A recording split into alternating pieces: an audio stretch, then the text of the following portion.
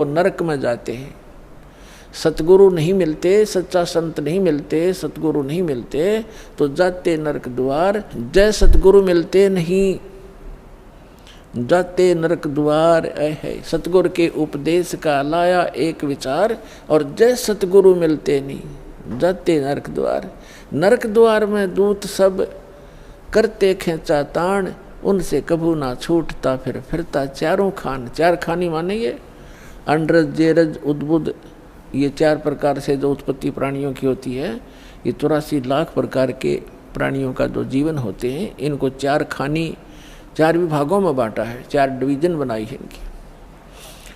और चार खानी में भ्रमता कबू ना लगता पार, सो फेरा सब मिट गया मेरे सतगुरु के उपकार। अब फिर कहते हैं ऐसे सतगुरु की क्या महिमा करूं, सात समुद्र की मसी करूं, लेखनी करूं बन राय, धरती का कागज करूं, गुरु गुण लिखो न जाए। अपना आत्मा, आप तो बालक हो, आपको तो अपनी बनाई खीर मिल गई, ना धूमे माख फूटी और ना कोई आँच लगी।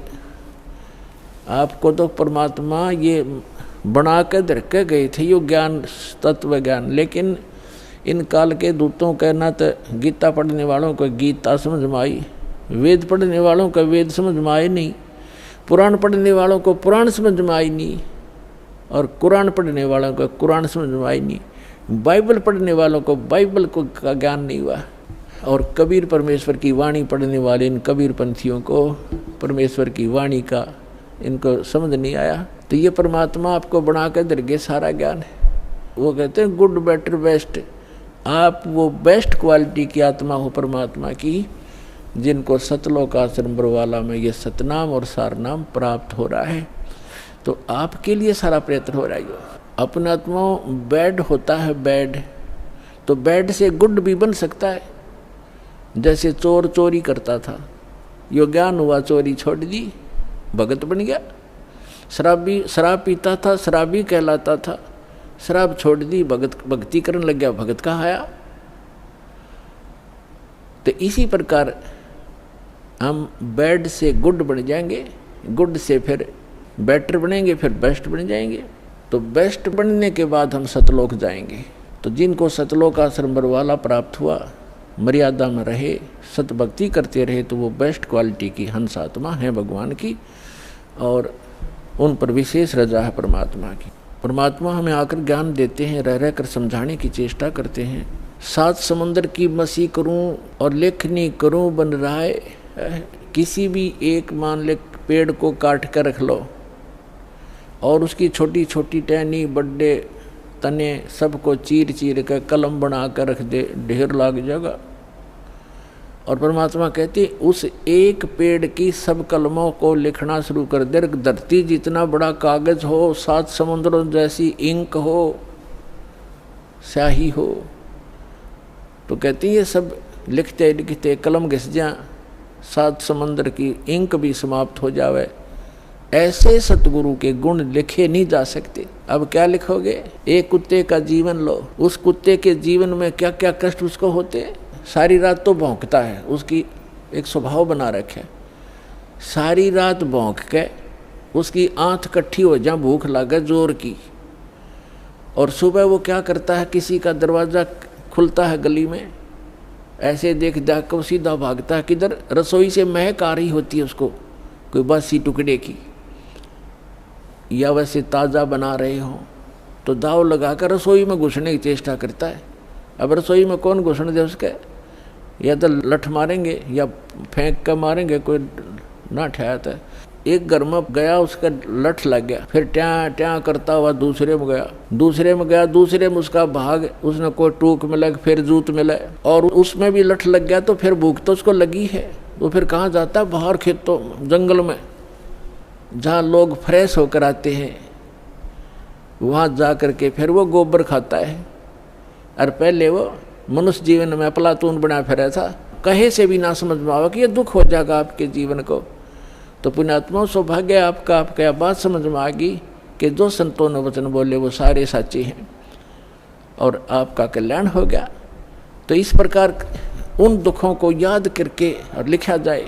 तब कहते हैं परमात्मा, सतगुरु के सजदा करूं ये कर्म छुटाए कोट, और जो ऐसे सतगुरु की निंदा करे फिर जम तोड़ेंगे ओठे।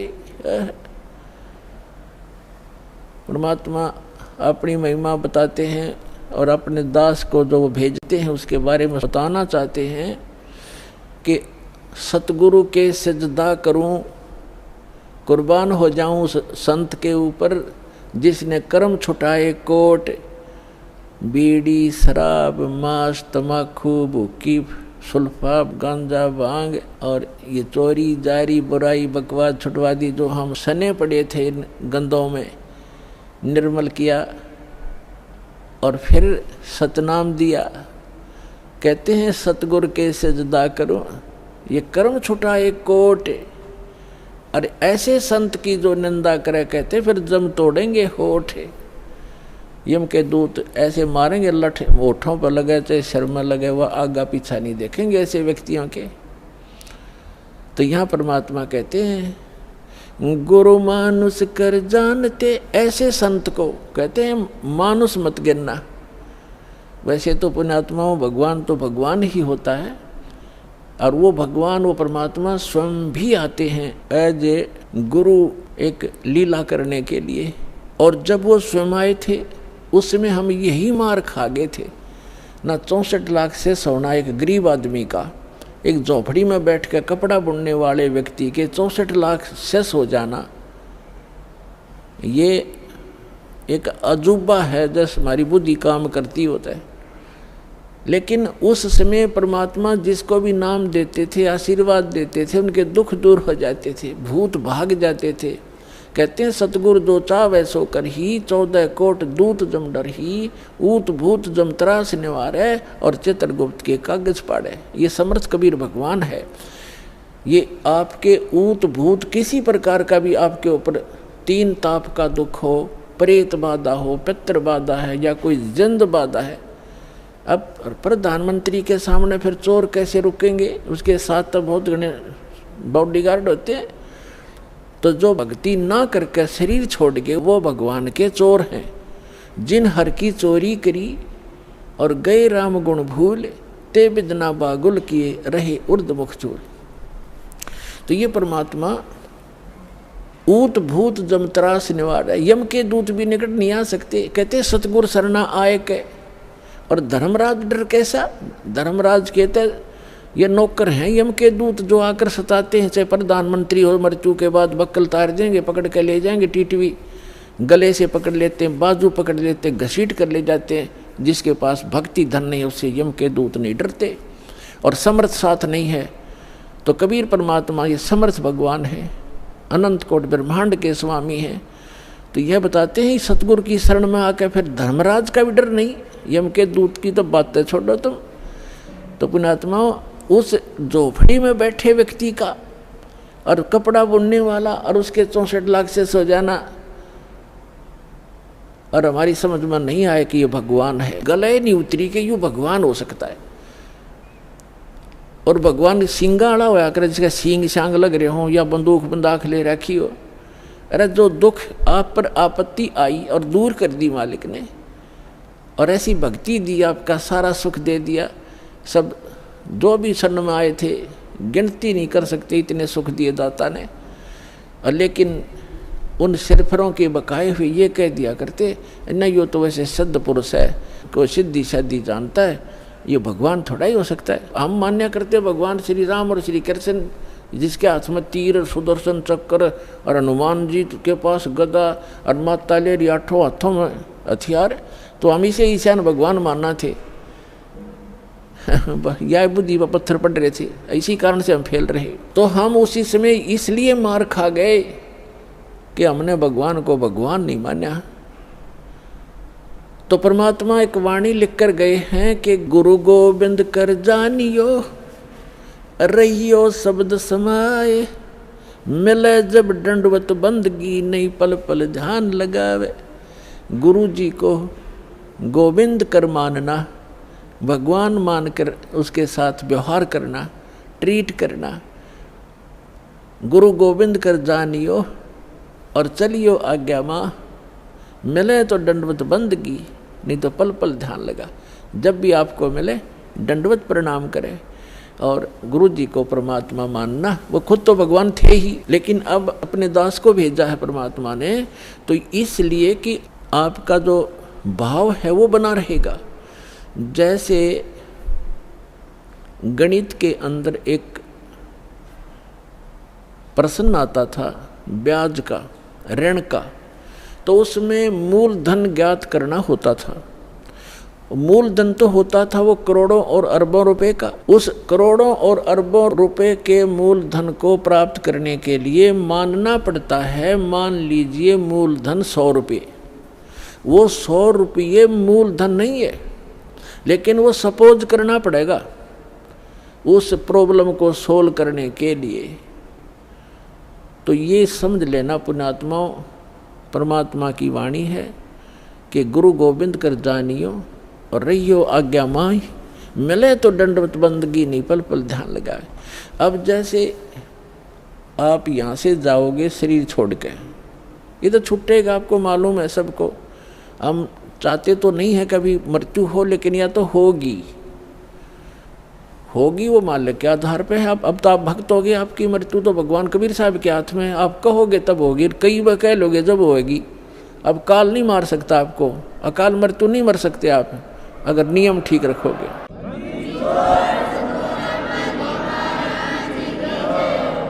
तो ये तो हमने यहाँ से जाना पड़ेगा। जब आप यहाँ शरीर छोड़कर जाओगे तो ऊपर जाकर के जहाँ भी आप देखोगे ये दास के रूप में वो कबीर परमेश्वर आपको खड़े दिखाई देंगे। और जो काल के दूत यहाँ संत आए हैं उनका रूप होगा, लेकिन काल उनके संत के रूप में खड़े दिखेंगे। तो वहाँ जिस गुरु की वो शरण में है तो वहाँ जाकर अपने गुरु जी के पास ही जाते हैं। वो तो सीधे के अपने वो खड़े गुरु जी, तो अब उसके शेष सारे उस गुरु के पास, उसके शेष उस दूसरे गुरु के पास। तो वहाँ काल भी आता है जो उसने संत भेज रखा है इन जीवों का नाश करने के लिए, और परमात्मा आता स्वयं जिसने अपना संत भेज रखा है जीवों का विकास करने के लिए। तो इस दास के रूप में आपको वहाँ परमात्मा मिलेंगे। आपको एक और हिदायत दी जाती है कि जब आप गुरु जी के पास जाते हो, प्रणाम करते हो, तो उसमें एक अभ्यास बनाओ कि सतनाम का सुमरण अवश्य करें। प्रथम नाम मिला है तो प्रथम का अवश्य करें। जैसे प्रणाम करते करते भी आप एक सांस का सेवन आसानी से कर सकते हो। और उससे क्या होगा, जैसे यहाँ तो आपका अभ्यास बना रहेगा, भक्ति तो करनी है, तो उससे क्या होगा, जैसे आप वहाँ जाओगे, एक तिरकुटी, एक इंटरनेशनल एयरपोर्ट समझ लो तिरकुटी, जब वहाँ पहुँचोगे तो वहाँ आपको परमात्मा मिलेंगे इस दास के रूप में। और वहाँ काल भी धोखा देने के लिए इस दास का रूप बना सकता है। तो उसमें आप जी ने सिमरण करना है सतनाम का, क्योंकि वहाँ जाएगा तो सतनाम ही होगा आपके पास, सारनाम तो होगा ही होगा, सतनाम भी होगा। तो सतनाम का और सारनाम का जाप करना है। तो सतनाम का जाप करने मात्र से, और प्रथम मंत्र भी अगर प्राप्त है, इसमें प्रथम और लास्ट 2 मंत्र हैं इस 7 मंत्रों में, तो ये दोनों मंत्र भी गजब के मंत्र हैं। इनका भी जाप करने से क्या होगा, यदि सामने काल परमात्मा की बजाय स्वयं आकर के दास का रूप बनाकर खड़ा हो जाएगा, इस सिमरण से उसका तुरंत चेहरा बदल जाएगा, उसके ऊपर का आवरण हट जाएगा, उसकी वास्तविकता वो भूंडी शकल दिखाई देगी। फिर आप अपने आप दूर हो जाओगे, फिर इधर उधर देखोगे। अब थोड़ा सा एक प्रश्न सुनाते हैं आपको, क्योंकि सत्संग के अंदर बहुत से हिदायत देनी पड़ती है। तो ये सुमरण करने से भी अगर शकल नहीं बदलती है तो आपके ओरिजिनल गुरुजी और ओरिजिनल गॉड हैं। एक समय एक चंद्र विजय नाम का राजा